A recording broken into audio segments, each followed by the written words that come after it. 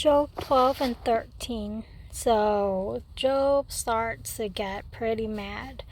So basically, he's saying that he is not inferior to his friends, that he knows all those things about God, similar to his friend.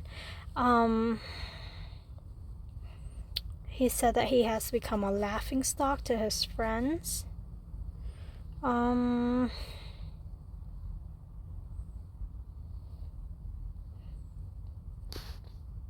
I'm not sure what 5 and 6 means. He basically said that the animals also know that pretty much what happened to Job is due to the hand of God, because in his hand is the life of every creature.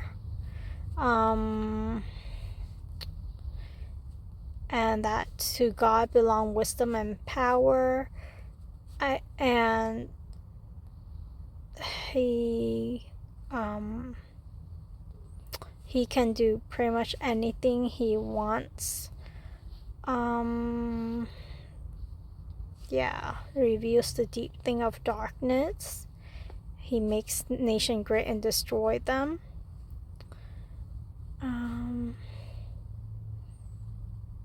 So not sure what. He deprives the leader of the earth of their reason. So if he wants to, he can do that.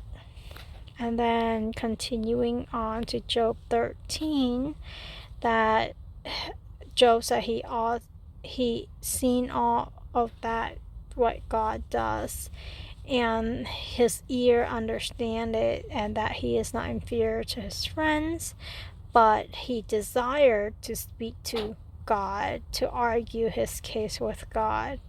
He called his friend worthless physicians, and he wished that they were silent. He's saying that they are speaking wickedly on God's behalf, and if they dare to do it. So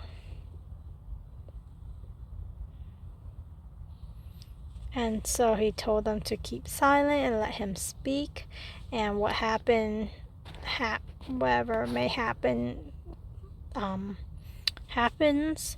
Though God may slay him, yet Job was put his hope in God.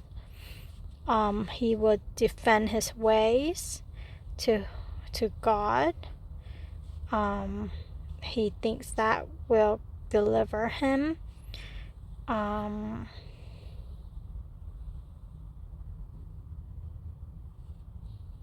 That he asked God to grant him 2 things: to stop frightening Job with God's terror, and let him speak to God and reply to Job, pretty much asking him what's wrong and sins, and why God is considering Job his enemy.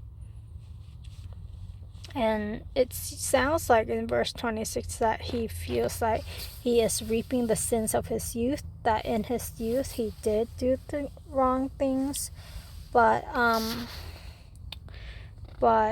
he doesn't know of any recent sins for which he's being punished. So, and that God keep a close watch on his path, and not sure by putting marks on the sole of his feet. Not sure what that means.